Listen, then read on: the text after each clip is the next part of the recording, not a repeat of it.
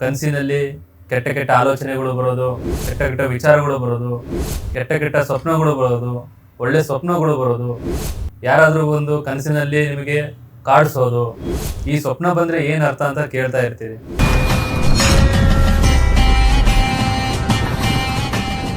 ನಮಸ್ತೆ ವೀಕ್ಷಕರೇ, ನಾನು ನಿಮ್ಮ KN ರಾವ್ ಜೋಶಿ. ದಿನನಿತ್ಯ ಜೀವನದಲ್ಲಿ ನಿದ್ದೆ ಬಹಳ ಮುಖ್ಯ.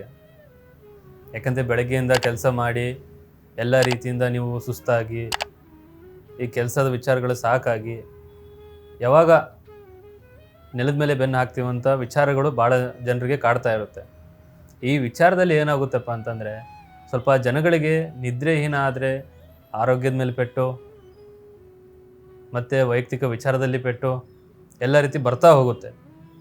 ಈ ರೀತಿ ಒಳಗೊಂಡಿರೋ ವಿಚಾರಗಳಿಗೆ ಏನೇ ಮಾಡಿದ್ರೂ ಕೂಡ ಫಲ ದೊರಕೋದಿಲ್ಲ. ಅಕಸ್ಮಾತ್ ನಿದ್ರೆ ಬಂದರೂ ಕೂಡ ನಿಮಗೆ ಕನಸಿನಲ್ಲಿ ಕೆಟ್ಟ ಕೆಟ್ಟ ಆಲೋಚನೆಗಳು ಬರೋದು, ಕೆಟ್ಟ ಕೆಟ್ಟ ವಿಚಾರಗಳು ಬರೋದು, ಕೆಟ್ಟ ಕೆಟ್ಟ ಸ್ವಪ್ನಗಳು ಬರೋದು, ಒಳ್ಳೆ ಸ್ವಪ್ನಗಳು ಬರೋದು, ಯಾರಾದರೂ ಒಂದು ಕನಸಿನಲ್ಲಿ ನಿಮಗೆ ಕಾಡಿಸೋದು, ಈ ರೀತಿ ವಿಚಾರದಲ್ಲಿ ನಾನು ಇದ್ರ ಬಗ್ಗೆ ತಿಳಿಸ್ಕೊಡೋಕೆ ಬಂದಿದ್ದೀನಿ. ಸಾಕಷ್ಟು ಜನರು ನಿದ್ದೆ ಮಾಡ್ತಾನೆ ಇರ್ತೀರಿ. ಯಾವುದೋ ಒಂದು ಸಮಯದಲ್ಲಿ ಸ್ವಪ್ನಗಳು ಬರ್ತಾ ಹೋಗುತ್ತೆ. ಈ ಸ್ವಪ್ನ ಬಂದರೆ ಏನು ಅರ್ಥ ಅಂತ ಕೇಳ್ತಾ ಇರ್ತೀರಿ. ಹಾಗಾಗಿ ಈ ಸ್ವಪ್ನದ ಮಧ್ಯೆ ಹಾದು ಹೋಗುವ ಎಲ್ಲ ವಿಚಾರಗಳನ್ನು ನಾನು ತಿಳಿಸಿಕೊಡಕ್ಕೆ ಬಂದಿದ್ದೀನಿ. ಬ್ರಾಹ್ಮಿ ಮುಹೂರ್ತದಲ್ಲಿ ಒಳ್ಳೆಯ ಸ್ವಪ್ನಗಳು ಕೂಡ ಬರ್ಬೋದು, ಕೆಟ್ಟ ಸ್ವಪ್ನಗಳು ಕೂಡ ಬರ್ಬೋದು. ಒಳ್ಳೆ ಸ್ವಪ್ನಗಳು ಬಂದರೆ ಖುಷಿಯಾಗಿರ್ತೀರಿ, ಕೆಟ್ಟ ಸ್ವಪ್ನಗಳು ಬಂದರೆ ಬೇಸರಗೊಳ್ತಾ ಹೋಗ್ತೀರಿ. ಅದಕ್ಕೋಸ್ಕರ ಯಾವುದಪ್ಪ ಒಳ್ಳೆ ಸ್ವಪ್ನಗಳು? ತುಂಬಿದ ಬಿಂದಿಗೆ ಬಂತಂದರೆ ಅದು ಲಕ್ಷ್ಮೀದೇವಿಯ ಸ್ವರೂಪ. ಇದರ ಅರ್ಥ ಏನು, ಇದರ ಸಂಕೇತ ಏನು ಅಂತಂದರೆ, ಲಕ್ಷ್ಮೀದೇವಿನೇ ನಮ್ಮ ಮನೆಗೆ ಬರುವಂಥ ಲಕ್ಷಣಗಳು. ಮತ್ತು ಇದರ ಜೊತೆಗೆ ಹಸು ಮತ್ತು ಕರು ಬಂತಂದರೂ ಕೂಡ ತಮ್ಮ ಕುಲದೇವತೆ ಅವರೂ ಸಹಿತ ಮನೆಯೊಳಗೆ ಪ್ರವೇಶ ಮಾಡೋದಕ್ಕೆ ಬರ್ತಿದ್ದಾರೆ ಅಂತ ಅರ್ಥ. ಅದಾದ ಬಳಿಕ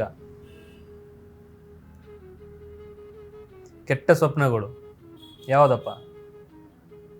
ಕನಸಿನಲ್ಲಿ ಯಾರಾದರೂ ಊಟ ಮಾಡುವಂಥದ್ದಾಗಿರ್ಬೋದು, ಯಾರಾದರೂ ಅಳೋದಂಥ ಆಗಿರ್ಬೋದು, ಮತ್ತು ಇನ್ನಿತರ ಕೆಟ್ಟ ಕಾಡಾಟಗಳು ಆಗ್ತಾ ಇರ್ಬೋದು, ಮತ್ತು ಯಾರಾದರೂ ಒಂದು ಸಾವನ್ನಪ್ಪಿರೋದು, ಈ ರೀತಿ ವಿಚಾರಗಳು ಬರ್ತಾ ಹೋಗುತ್ತೆ. ಈ ರೀತಿ ತಮ್ಮ ಮೇಲೇ ಸಾವನ್ನಾಗಿರ್ಬೋದು. ಈ ರೀತಿ ವಿಚಾರ ಕನಸಿನಲ್ಲಿ ಬಂದಾಗ ಏನಾಗುತ್ತೆ ಅಂದರೆ ಅವರಿಗೆ ಭಯ ಉಂಟಾಗ್ತಾ ಹೋಗುತ್ತೆ. ಮತ್ತು ಇದರ ಜೊತೆಗೆ ಅವರಿಗೆ ಮಾನಸಿಕ ಚಿಂತೆ ಬಳಲ್ತಾ ಹೋಗ್ತಾರೆ. ಏನಾಗುತ್ತೋ ಏನೋ, ಅದು ಭಯಪಡೋ ಅವಶ್ಯಕತೆ ಇಲ್ಲ. ಅವರ ಮೇಲೆ ಬಿದ್ದರೆ ಮಾತ್ರ ಅದು ಬೇರೆಯವರಿಗೆ ಹೋಗುತ್ತೆ. ಅಕಸ್ಮಾತಾಗಿ ಇವರ ಕನಸಲ್ಲಿ ಬೇರೆಯವರು ಯಾರಾದರೂ ಸಾವನ್ನಪ್ಪಿದರೆ ಅವಾಗ ತೊಂದರೆ ಈಡಾಗುವಂಥ ಸಾಧ್ಯತೆಗಳು ಜಾಸ್ತಿ ಇದೆ. ಇದರ ಅರ್ಥ ಏನಾಗುತ್ತೆ ಅಂತಂದರೆ, ಯಾರು ಕನಸಿನಲ್ಲಿ ಸಾವನ್ನಪ್ಪಿರ್ತಾರೆ ಅವರಿಗೆ ಏನೂ ಕೂಡ ಆಗೋದಿಲ್ಲ. ಅವರ ಬದಲಾಗಿ ಬೇರೆಯವರಿಗೆ ಆ ಸಾವು ಹೋಗುತ್ತೆ. ಇದರ ಅರ್ಥ ತಿಳ್ಕೊಳ್ಳಿ ಅಷ್ಟೇ.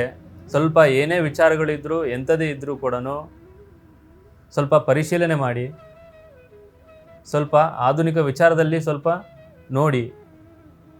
ಸ್ವಲ್ಪ ಯಾವುದ್ಯಾವುದೋ ಕೆಟ್ಟ ಸ್ವಪ್ನಗಳು ಬರ್ತಾ ಇದೆ, ಒಳ್ಳೆ ಸ್ವಪ್ನಗಳು ಬರ್ತಾ ಇದೆ, ಈ ರೀತಿಯಿಂದ ಏನೂ ತೊಂದರೆ ಆಗೋದಿಲ್ಲ, ಏನೋ ಒಂದು ಕನಸು, ಏನೋ ಒಂದು ಇದು ಅಂದ್ಕೊಂಡು ಸುಮ್ಮನಿರೋಕ್ಕೆ ಹೋಗಬೇಡಿ. ಏನೇ ಒಂದು ಇದ್ದರೂ ಕೂಡ ತಿಳಿದವ್ರ ಹತ್ರ, ವಯಸ್ಸಾದವ್ರ ಹತ್ರ ಕೇಳಿಬಿಟ್ಟು ಮುಂದಕ್ಕೆ ಹೋಗಿ. ಎಲ್ಲದಕ್ಕೂ ನಿಮಗೆ ದಾರಿದೀಪ ಆಗುತ್ತೆ. ಮತ್ತು ಇದರ ಜೊತೆಗೆ ಏನೇ ಒಂದು ವಿಚಾರದಲ್ಲಿ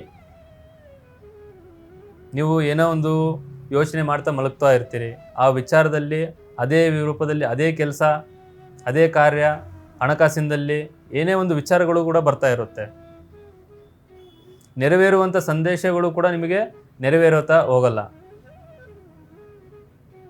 ಈ ರೀತಿ ಮನೋಭಾವನೆಯಲ್ಲಿ ನೀವೇನೇ ಮಾಡಿದ್ರೂ ಕೂಡ ಸ್ವಲ್ಪ ಫಲ ಸಿಗೋದು ಕಡಿಮೆ ಆಗ್ತಾ ಹೋಗುತ್ತೆ. ಮತ್ತು ಇದರ ಜೊತೆಗೆ ಮುತ್ತೈದೆಯರು ನಿಮ್ಮ ಕನಸಿನಲ್ಲಿ ಬರ್ತಾ ಇದ್ದಾರೆ ಅಂತಂದರೆ ನಿಮ್ಮ ಹಿರಿಯರಾಗಿರಲಿ, ನಿಮ್ಮ ಕುಟುಂಬದವರಾಗಿರಲಿ, ಯಾವ್ದಾದ್ರು ಒಂದು ಹರಕೆ ಇದೆ ಅಂತ ಅರ್ಥ. ನಿಮ್ಮ ಕುಲದೇವತೆಯರು ಆಗಿರ್ಬೋದು, ಇಲ್ಲ ನೀವು ಆರಾಧನೆ ಮಾಡೋ ದೇವಿಯ ಹರಕೆ ಕೂಡ ಆಗಿರ್ಬೋದು. ಸ್ವಲ್ಪ ಅದನ್ನು ಕೇಳಿ ಮನೆಯಲ್ಲಿ ಯಾರ್ಯಾರು ಹಿರಿಯರಿದ್ದರೆ. ಮತ್ತು ಇದರ ಜೊತೆಗೆ ಗರ್ಭಿಣಿ ಆದಂಥ ಹಸು ಕೂಡ ಬಂದರೂ ಕೂಡ ನಿಮಗೆ ಬಹಳ ಒಳ್ಳೆಯ ಯೋಗ, ಶುಭ ಕಾರ್ಯ ಆಗುವಂಥ ಸೂಚನೆಗಳು, ಮನೆಯಲ್ಲಿ ಒಳ್ಳೊಳ್ಳೆ ಕಾರ್ಯಗಳು, ಒಳ್ಳೊಳ್ಳೆ ಕೆಲಸ ಕೈಗೂಡುವ ಸಾಧ್ಯತೆಗಳು ಜಾಸ್ತಿ. ಇದರಿಂದ ಏನಾಗುತ್ತಪ್ಪ ಅಂತಂದರೆ ಈ ರೀತಿ ವಿಚಾರಗಳು ಬರೋದರಿಂದ ಮನೆಯಲ್ಲಿ ಉಲ್ಲಾಸ ಭಾಳ ತುಂಬುತ್ತೆ, ಕುಟುಂಬದಲ್ಲಿ ಶಾಂತಿ ಇರುತ್ತೆ, ನೆಮ್ಮದಿ ಇರುತ್ತೆ, ಒಳ್ಳೆಯ ಮನೋಭಾವನೆ ಇರುತ್ತೆ, ಮನೆಯಲ್ಲಿ ಲಕ್ಷ್ಮಿಯ ವಾಸಸ್ಥಾನ ಆಗಿರುತ್ತೆ. ನಾವು ಏನೇ ಕೆಲಸ ಮಾಡೋಕ್ಕೆ ಹೋದರೂ ಕೂಡ ಒಳ್ಳೆಯ ಕಾರ್ಯನಿರ್ವಹಿಸ್ತಾ ಹೋಗುತ್ತೆ. ಮತ್ತು ನಿಮ್ಮಲ್ಲಿ ಯಾವುದೇ ಒಂದು ದುಸ್ವಪ್ನಗಳು, ಕೆಟ್ಟ ಕಾಟ ದೃಷ್ಟಿದೋಷಗಳು, ವೈಯಕ್ತಿಕ ಮತ್ತು ಮಾನಸಿಕ ಚಿಂತೆಯಲ್ಲಿ ಬಳಲ್ತಾ ಇದ್ದರೆ, ಮತ್ತು ಯಾರಿಂದನಾದರೂ ತೊಂದರೆ ಆಗ್ತಾ ಇದ್ದರೆ ಒಮ್ಮೆ ನಮ್ಮನ್ನು ಸಂಪರ್ಕಿಸಿ. ಸರ್ವೇ ಜನ ಸುಖಿನೋ ಭವಂತು.